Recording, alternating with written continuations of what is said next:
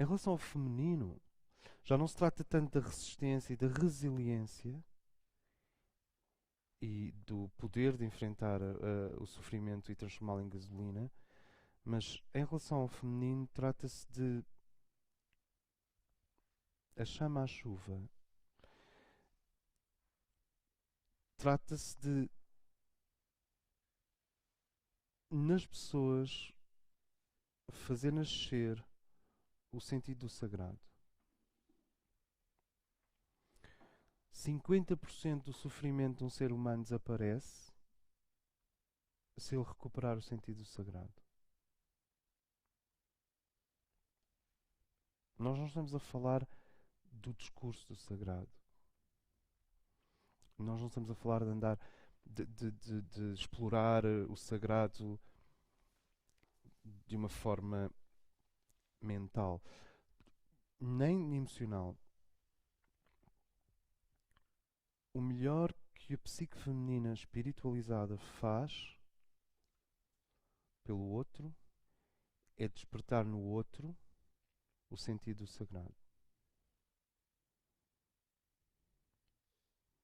E se há mestres que despertam o sentido sagrado em nós, nesses momentos eles são sacerdotisas cósmicas. Não me interessa se têm barba ou se têm longos cabelos compridos ou se são rastafaris. Mas naquele momento eles estão a despertar em nós. Eles são como sacerdotisas cósmicas. Portanto, a psique masculina transforma a dor em poder.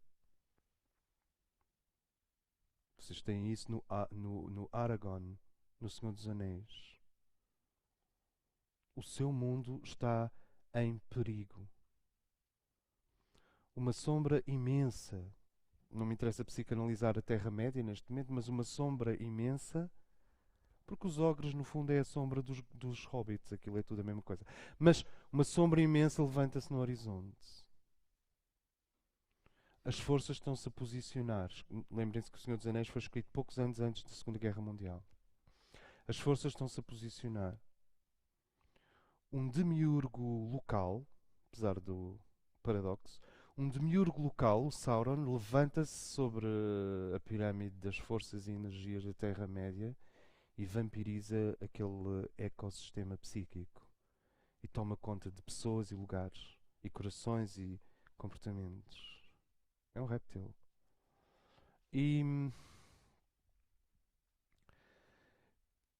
e no início vocês têm este cavaleiro que é relutante, o Aragorn, que é altamente relutante em assumir que é um rei.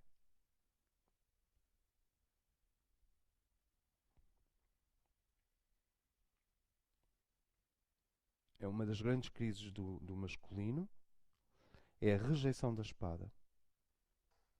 Primeiro, porque provavelmente ele recebe uma espada quebrada do seu ancestral. Tu sabes que um rei está em formação porque ele olha para a sua espada e diz: Mas a espada está toda partida, estão a brincar comigo, vou beber mais um copo. Conhecem esta história? Então, porque ele recebe umas. Porquê? Porque a sensação é que o seu pai ou o seu avô enfrentaram a sombra do mundo, o sofrimento do mundo, e não conseguiram soldar os bocados da espada e doaram-lhe uma espada fragmentada. Claro que quem vem a chamar-lhe a atenção para a espada é o sagrado Arwen, é o sagrado feminino. Há sempre uma mocinha no meio. Mas basicamente há uma depressão. Todo o heroísmo começa numa depressão. Se não houver depressão, não há heroísmo. Há loucura, mas não há heroísmo. O heroísmo é quando o indivíduo sai da loucura e entra na tal seriedade a que eu me refiro quando falo da seriedade do discípulo à escala mundial.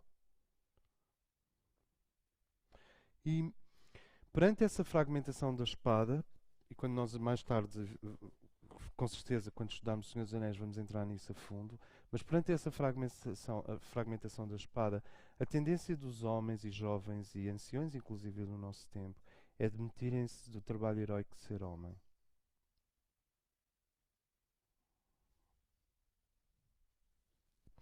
É demitirem-se do trabalho heróico de criarem 4 ou 5 coisas que só os homens podem fazer. Com certeza, mulheres com grandes qualidades masculinas também fazem, mas que é autoridade, Unmuddling, tirar as coisas da lama, lavá-las e mostrá-las à clara luz do dia, pelo que elas são. Isto inclui desde detetives até físicos nucleares. Ah, separar. Os homens são muito bons a separar. A energia masculina serve para separar. Sim. Os homens ficaram com tanto medo da sua masculinidade por causa da Amazónia, por causa da destruição da Amazónia. Toda a gente ficou aterrado com a sua masculinidade. Como se tu não podes olhar para a Amazónia destruída e continuar a ser um homem. Então os homens começaram a ficar um bocado metrosexuais e perdeu-se a coisa. Mas os homens são bons para separar. Para dizer isto é ordem, isto é caos, isto é luz, isto é trevas, isto é real, isto é ilusão, isto é separar, separar. E sim,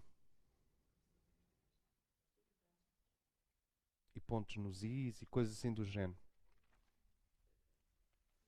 As mulheres são ótimas para fundir, voltar a unir, colar, unificar.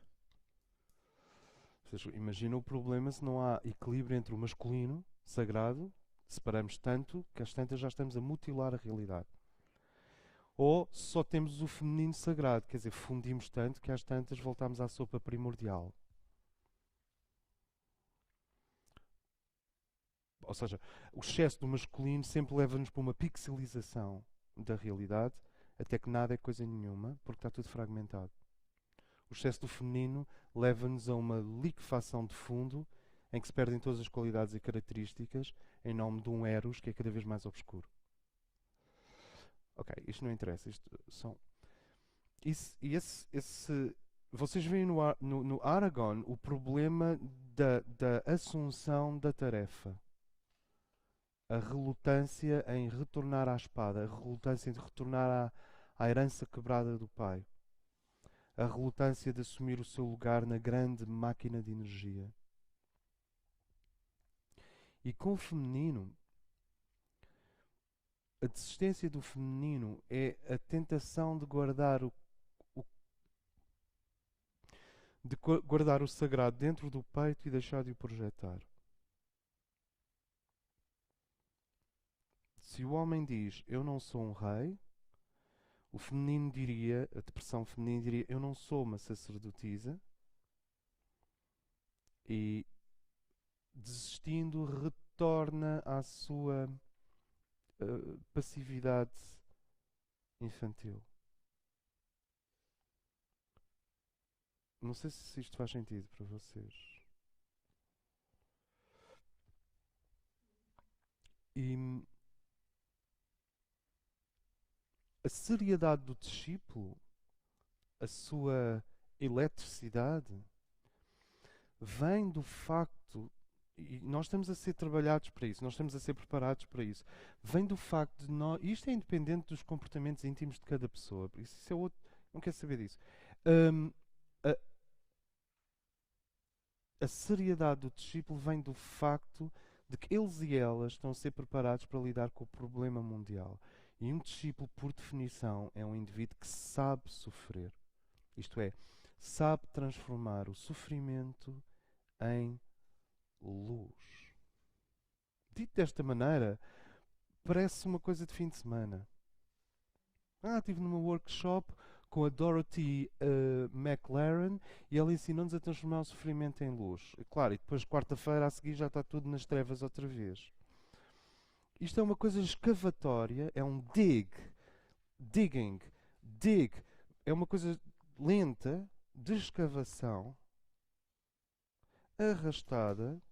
Quer dizer, tu podes ser um eureka, mas o que vai ficar é que tu tens que escavar, criar um veio, uma passagem dentro de ti real, um canyon dentro de ti a sério, para que esta caudal do sofrimento entre e vá se transformando em poder de transformação do mundo e na bênção fundamental que é a energia materna e a energia feminina. Ou seja, a seriedade a que nós nos referimos tem a ver com a qualidade com que o discípulo mundial enfrenta, olha a expressão, enfrenta, não é enlada, ou em abaixa, ou em acima, ou em à esquerda, enfrenta o seu problema. Quem é que nos põe em contacto com as realidades dinâmicas de fora e as qualidades dinâmicas de dentro? As qualidades dinâmicas, quer dizer, quem é que nos faz registar este sofrimento mundial? E quem é que te põe numa situação em que tu te tornas um operador em vez de ser simplesmente um espectador passivo? Os mestres, a hierarquia. É o teu mestre e o teu ser interno, e eventualmente alguma entidade do reino angélico. Eu sempre senti que há aqui um triângulo. O nosso ser interno, no topo, um mestre e uma entidade do reino angélico, que são os nossos, vou usar uma expressão ahm, brasileira, são os nossos amparadores, não é? Estão ali amparando o pessoal. Então tu tens esses amparadores, mestre, não, o teu ser interno, quer dizer, quem tu és numa oitava mais alta, sim, a mónada, um mestre e um anjo, ou um serafim. Isto forma um triângulo. Nós caminhamos sob esse triângulo. Ah,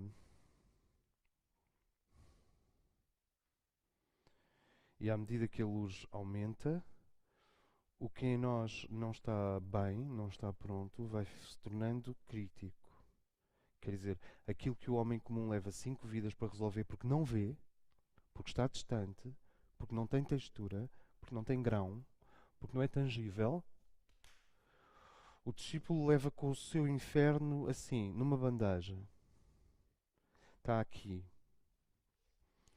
Ah, e este é um sinal dessa maturidade. A nossa maturidade às vezes leva-nos a contactar áreas do nosso próprio ser que são ah, persistentes, bizarras, disgusting, negativas.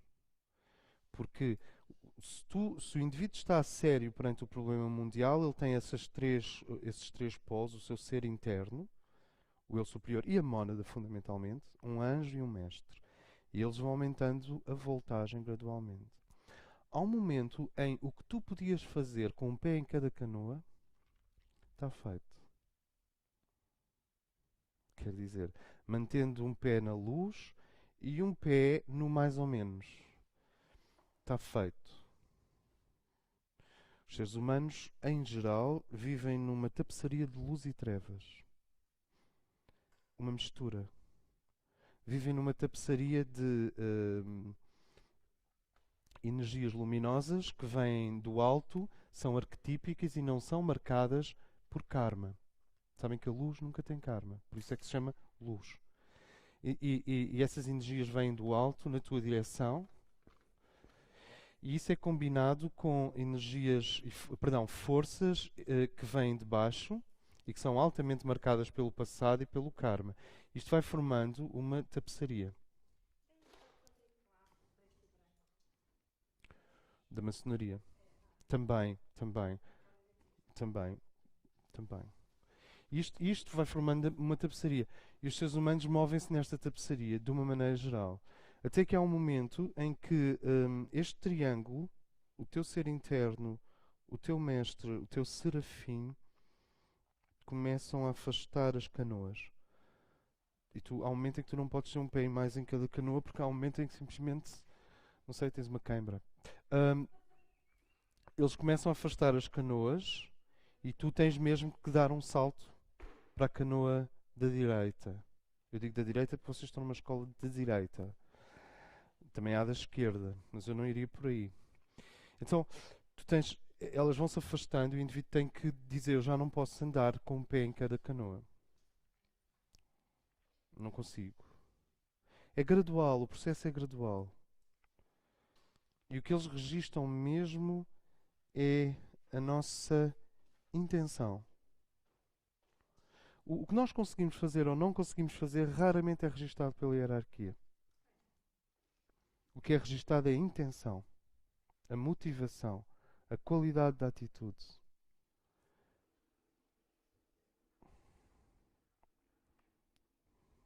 Não sei se me faço entender.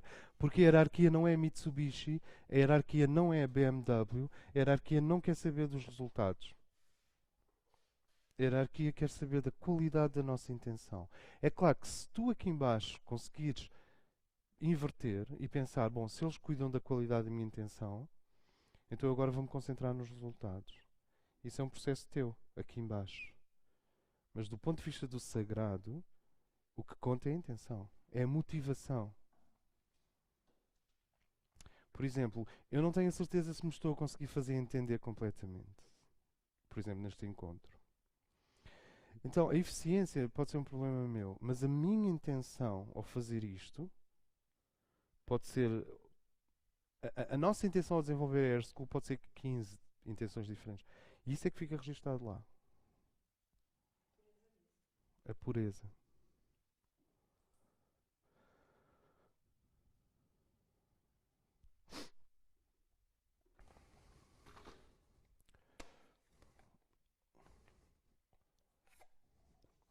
Então, esta primeira parte, que horas são? Peço desculpa? 11. Esta primeira parte relaciona-se com ahm, a seriedade.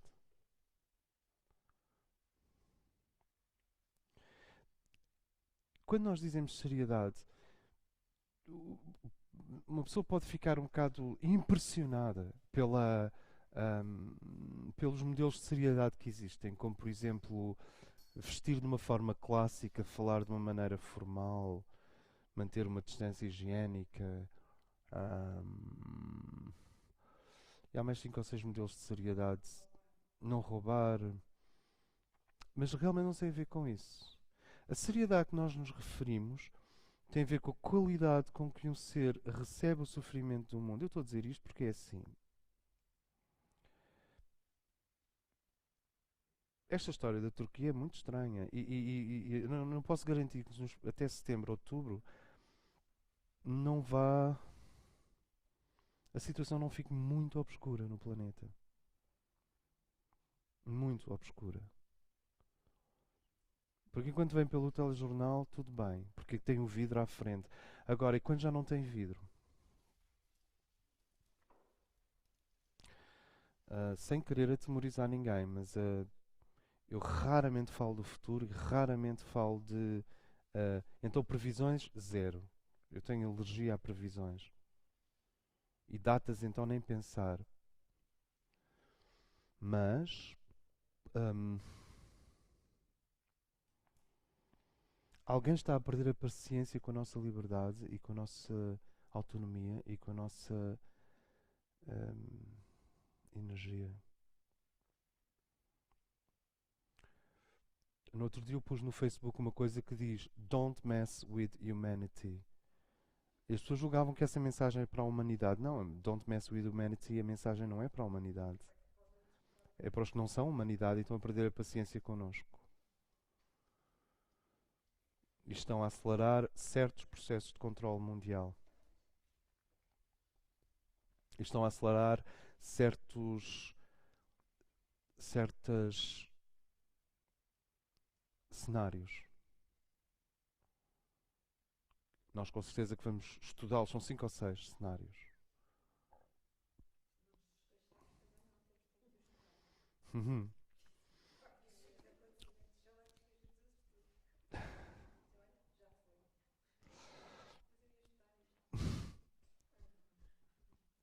Eu acho que nós não vamos sincronizar-nos a esse ponto. Mas, então, a seriedade a que eu me refiro, e então podíamos dizer de uma forma um bocadinho cor-de-rosa, bem-ajam os discípulos, porque eles estão perante o problema do mundo de coração aberto e, no entanto, estão em movimento. Porque eu conheço centenas de pessoas que estão perante o problema do mundo, coração aberto, paralisadas.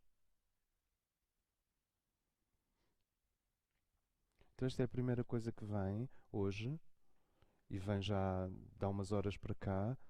É como se os irmãos dissessem: nós vos saudamos porque vocês estão perante o problema do mundo, coração aberto e em movimento.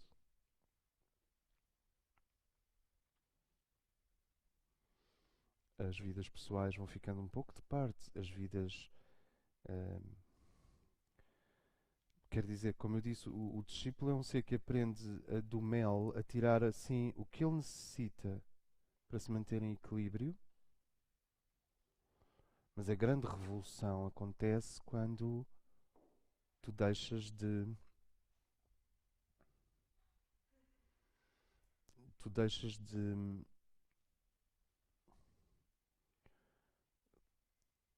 forçar a vida a ir ao encontro do teu molde, sabes? Aquele molde que nós trazemos de vidas anteriores, ou que foi condicionado pela nossa infância, pela nossa adolescência, pelos nossos pais e pelas nossas regiões culturais mais próximas, forma-se um molde de felicidade e as pessoas exigem que a vida preencha aquele molde de felicidade. Quando a vida tem outro molde de felicidade, nós não conseguimos ver sequer. E a grande revolução está quando o indivíduo, ok, eu renuncio, ou eu transmuto, ou eu vou para além deste molde de felicidade e aceito a grande felicidade que é o serviço mundial.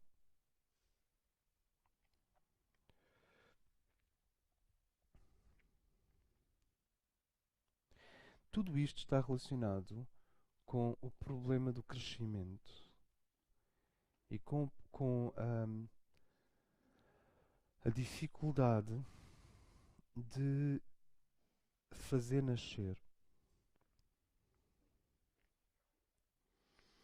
Nós estamos a ser acompanhados numa incubadora que eu diria de alta qualidade para que em nós nasça o Cristo, Sofia.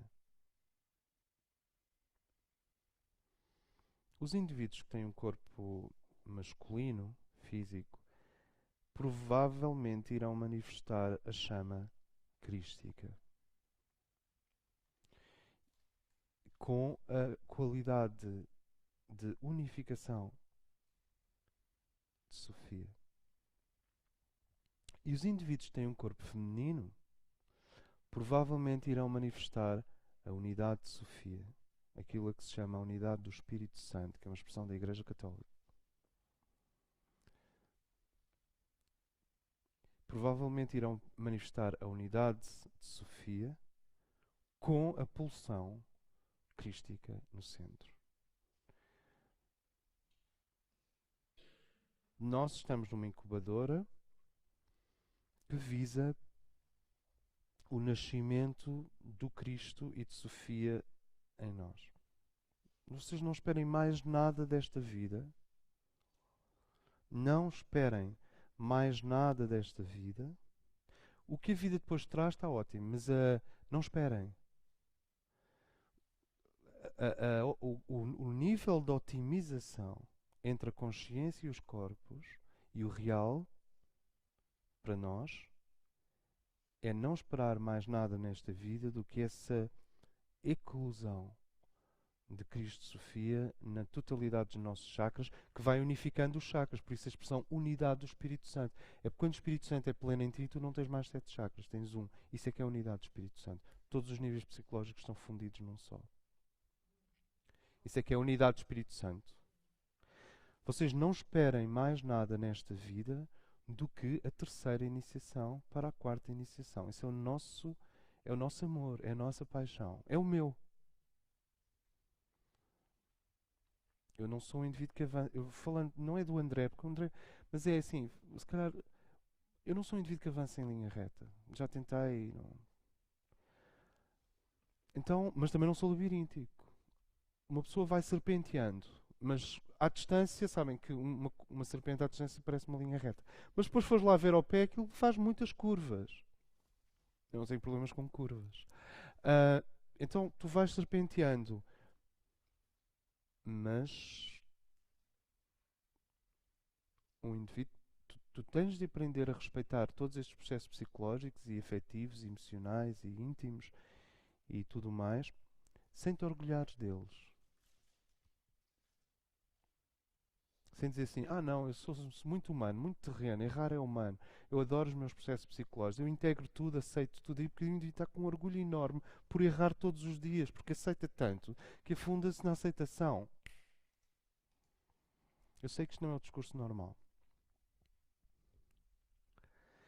E o indivíduo tem que aprender, nós temos que aprender a ter processos psicológicos e ondular e andar para trás e para a frente, aceitar, amar isso, mas não se orgulhar disso, não achar que isso é o máximo, isso não é o máximo, isso é só um ser humano a tropeçar ao longo dos degraus da vida.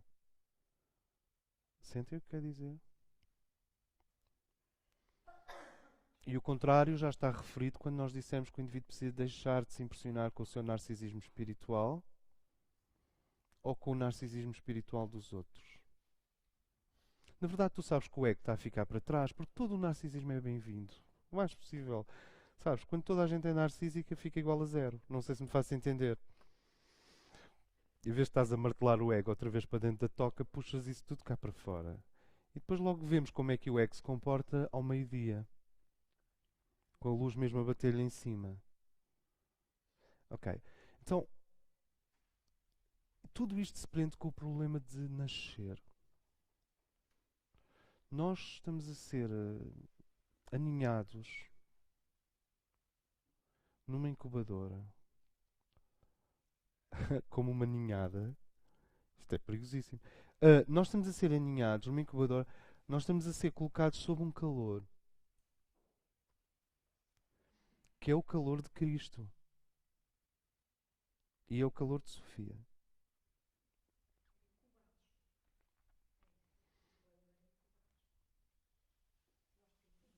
É uma cápsula. Sim, é mais isso. É uma cápsula para fazer nascer. Sim. Então é muito importante nós sentirmos o que é que aconteceu neste ano e meio. O que aconteceu neste ano e meio é que nós podemos, de uma forma que já não é latente, nem ansiosa, nem passa atrás e um passo à frente, reconhecer essa radiação crística e sófica em nós que nos quer fazer nascer.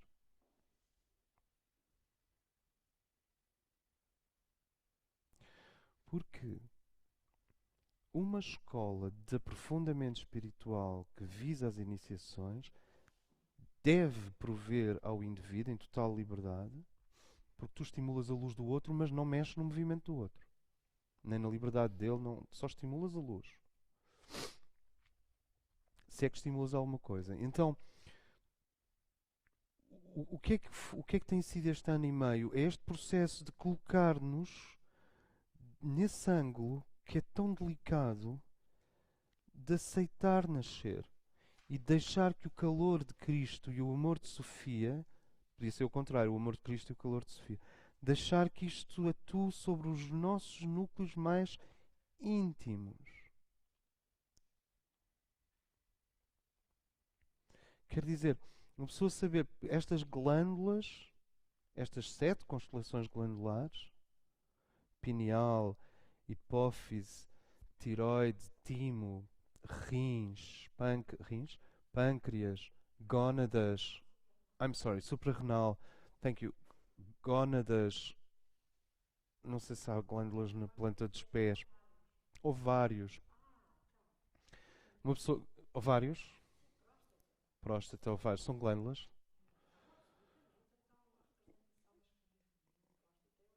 É uma glândula, a próstata é uma glândula. Right. Então, saber que assim, estes núcleos todos, 7, tudo isto são pontos que têm. Tudo isto é reversível. Da mesma forma que tu podes virar um pullover ao contrário. Inverter. Ou seja, estas glândulas vêm de um ritmo cósmico, exógeno e ligado à prana e à vida na Terra. E o que a energia crística e sófica fazem é que, à medida que vão chegando nos nossos corpos, à medida que nos vão tocando, o indivíduo reparem, é muito. Quando eu falo em não impressionar, isto é muito delicado, porque se falo muito em não impressionar, a pessoa depois pode ficar negligente. Mas o que a energia dos nossos grandes deuses, Miguel e Sofia, Cristo e Sofia, fazem, eles, se vierem demasiado forte, a personalidade revolta-se. Uma energia de iluminação, instrução, iniciação ou cura, aqueles 3 anéis de que nós falámos no último encontro, demasiado potente, produz só simplesmente a revolta da personalidade. Nós não somos muito alinhados com a ideia de revolução. Porque a maior parte das tentativas de revolução não contêm a largueza de coração e de ritmo suficiente para que os seres humanos se adaptem a uma nova verdade. As coisas são impostas de fora para dentro. As revoluções parecem ser como que invasões da verdade de fora para dentro. Isto é verdade para as grandes revoluções socialistas, é verdade para as revoluções culturais, é verdade para as revoluções de comportamento. E tu vês pessoas a magoarem-se só para serem modernas. E vês pessoas a magoarem-se só para encaixarem na próxima revolução. Vês pessoas magoarem só para não parecerem conservadoras. Eu não tenho nada a ver com essa noção de revolução, no sentido de uma verdade que vem de fora para dentro e que é assimilada à pressa e que tem de ser posta em movimento. Mas também não temos a ver, de todo, com a ideia de que Deus criou-nos perfeito e Jesus vai nos salvar e não precisamos de fazer nada se não acreditar em Jesus, que é a versão católica, cristã fundamentalista. O ser humano é um laboratório brutal. Brutal. É um laboratório potente. E, portanto, nem revolução, nem salvação. Mas, porque a salvação é estática, não sei se me faz entender. Nem revolução, nem salvação. Temos aqui um processo de consciência e de evolução.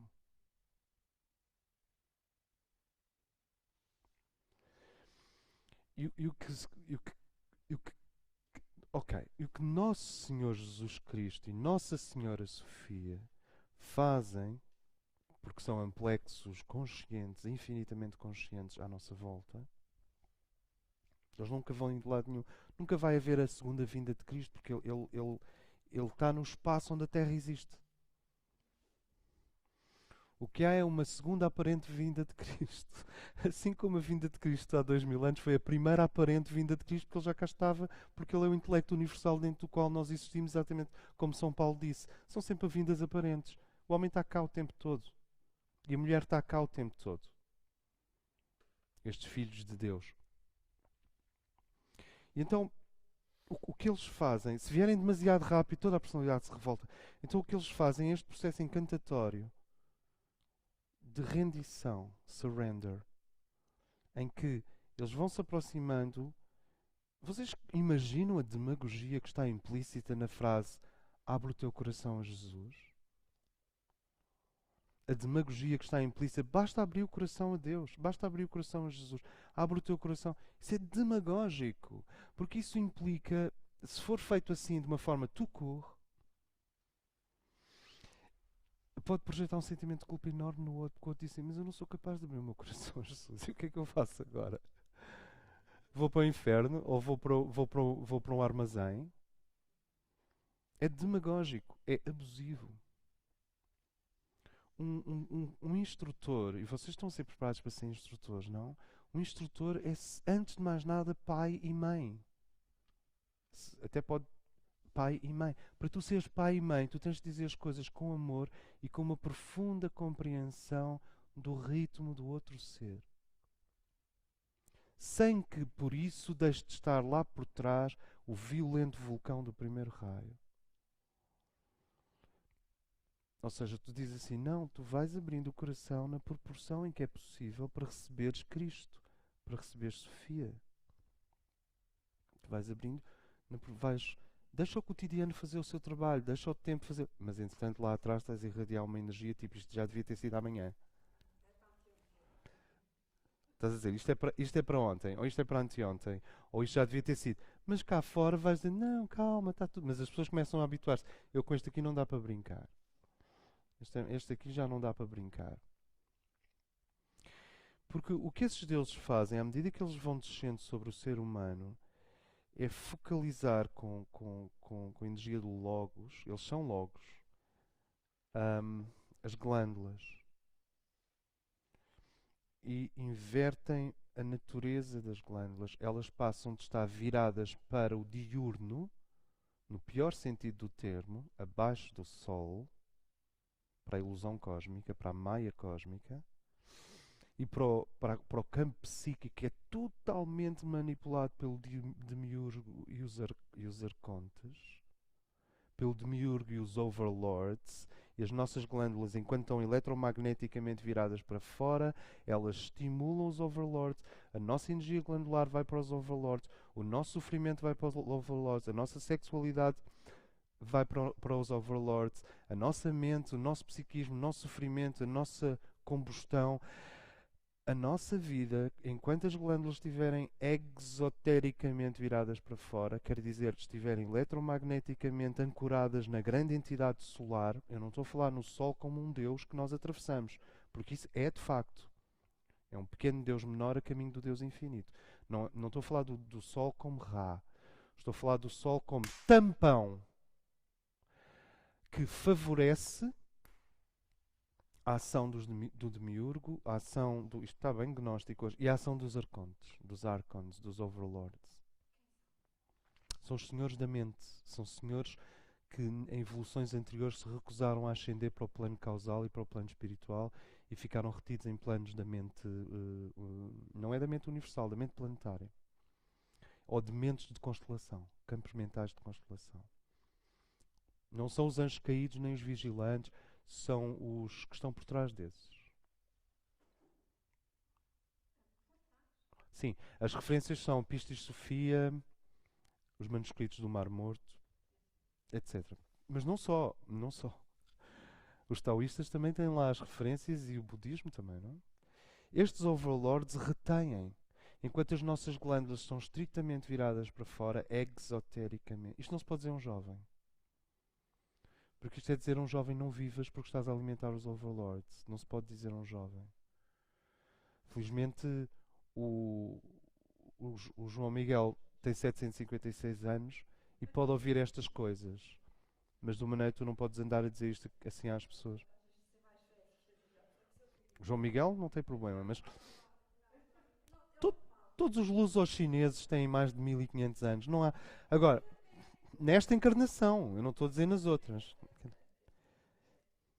Agora, estas glândulas, o que a energia de Cristo e Sofia faz é inverter o campo magnético das glândulas. Isto é um ponto para vocês irem refletir para casa. Nós estamos numa época em que inversão é que está a dar. Então, isto é uma inversão. Como? Invertem as glândulas. A tua pineal, em vez de ser um receptor constante das fibras ópticas e dos fotões que vêm do Sol, passa a ser um emissor de vibrações dos Elohim. O que é o oposto de um arconte? Elohim, Elohim. O oposto dos arcontes são os Elohim. Elohim é um termo para os não caídos. Arcontes é um termo para os que ficaram a meio da árvore da vida, estrangulam-na e não deixam as humanidades passar para a raiz. Não, com calma. Não tem a ver com guardiões de portais. Não. Estes são garrotes da consciência universal. Tradicionalmente se foram representados como homens com cabeça de hipopótamo, homens com cabeça de leão, homens com cabeça de cão. Não é Anubis, ok? Homens com cabeça de cão, homens com cabeça de coisas de... anyway, e o que Cristo e Sofia fazem é inverter as nossas glândulas. Então a pineal, em vez de ser só um receptor de material que vem de fora, torna-se um pulverizador, tu passas a fecundar o mundo só de olhar para ele.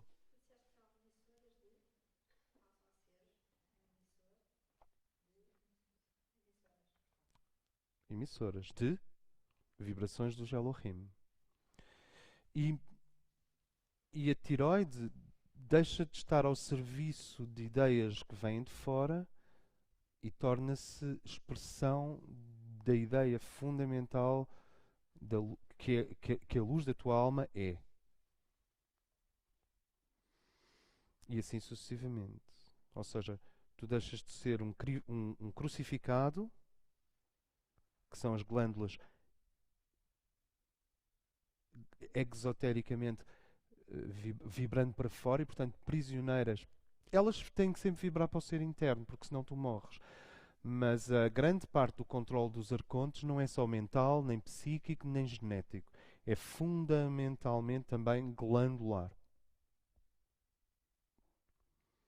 Eu já experimentei forçar ter pensamentos negativos, peço desculpa, dentro de uma gruta, especificamente a gruta de Santo António,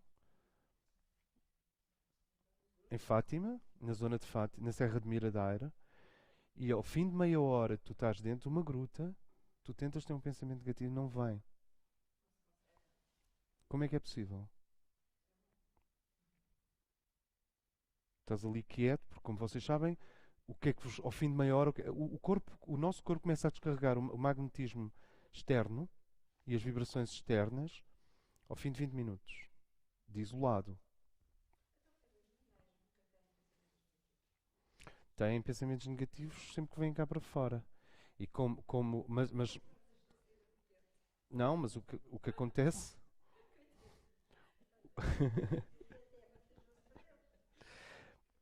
Eu não sei se os mineiros têm pensamentos negativos, não sei. Sim, eu acho que nem lhes passa pela cabeça não ter pensamentos negativos. Se olhares para um mineiro, ele já não. Aquilo está tão mal, já está tudo tão mal que ele. Está tudo. Não,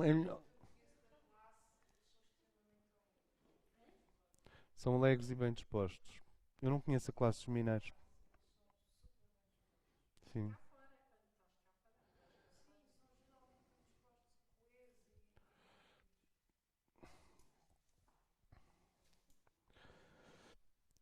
Então, o que se passa é que, ao fim de meia hora, essa é a minha experiência, e isso ajuda-nos a compreender porque é que certas iniciações aconteciam em catacumbas e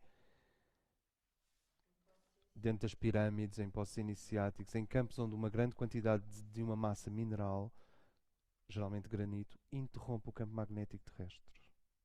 Porque o campo magnético terrestre, tirando-o das montanhas, ou do fundo do mar, ou de zonas que são power spots, e aí a hierarquia chegou e disse: chega. E ali, num raio de 20 km, faz uma enxertia e ali desce um campo magnético de Vênus, ou de Sírios, ou de Capela, ou de Lira, ou de Há sítios em Portugal que o campo magnético é venusiano. Não é o nosso, daqui da Terra. Então, aí eles fazem uma enxertia de campo magnético. De onde, quando tu chegas a essas zonas geográficas, o tempo que demora até que atinjas um plano de homogeneidade e de síntese é muito menor do que fora dessas zonas geográficas. As zonas geográficas são sagradas porque fazem convergir o melhor. E isso traduz por uma curva de tempo para a luz menor. Tu precisas de menos tempo e menos esforço. Isso é assim com os templos, etc. Isto é só para nos dar a noção da função da pedra num templo. Ela serve para interromper o campo eletromagnético comum. E, infelizmente, isso foi tomado de uma forma lúgubre, sinistra e patológica por muitas instituições monásticas da Igreja Católica, em que as pessoas realmente ficavam dentro de células durante muitas horas, evitavam o contacto com o Sol. E a questão realmente não é evitar o contacto com o Sol exatamente, é saber o que está a acontecer, é saber colaborar com o processo. Kitty.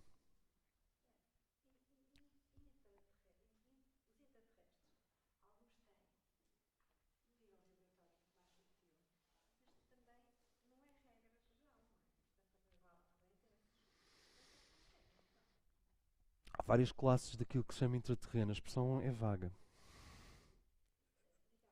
Há elementais imensamente densos que não são negativos e que não é útil ter em contacto com a humanidade.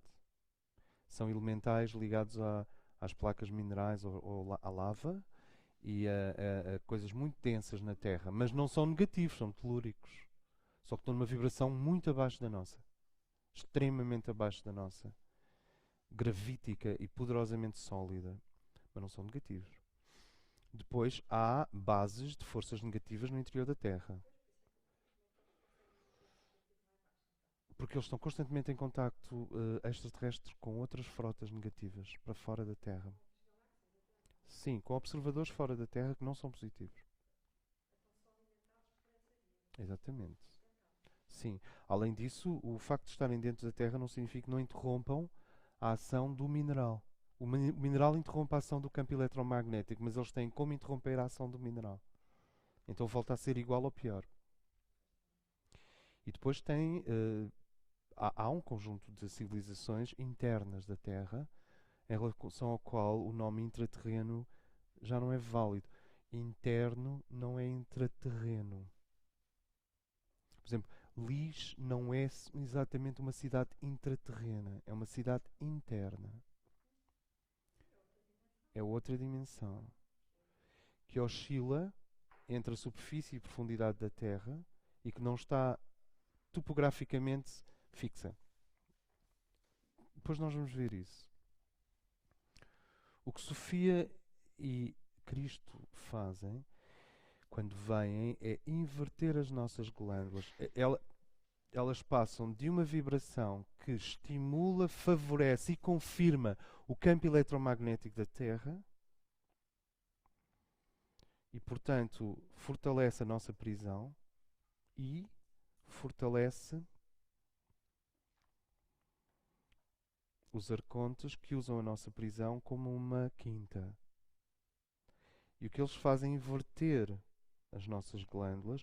Elas continuam a produzir as hormonas e substâncias glandulares que devem produzir, só que agora, em vez de a origem da origem da origem dessas hormonas ser o campo eletromagnético terrestre, vocês não têm formação molecular sem eletromagnetismo a fazer as ligações e as pontes entre os átomos. Em vez da origem da origem da origem dessas hormonas e dessas moléculas, estamos a falar de coisas como insulina, progesterona, estrogénios, testosterona. Hum. Em vez da origem da origem da origem ser o campo eletromagnético terrestre e as mentes dos arcontes, e portanto é possível dizer que as mentes dos arcontes atuam sobre as nossas hormonas e sobre as nossas glândulas, passa a ser escolas vibracionais estelares acima da Terra. Muito acima da Terra. Muito acima do nosso quadrante, inclusive. Por exemplo, Sirius, Orion, constelação de Leão, é um assunto que está no ar, e fundamentalmente, sim, e Andrómeda. Então o que acontece é que quando Cristo e Sofia descem sobre nós, há uma conversão. Vem um termo mariano,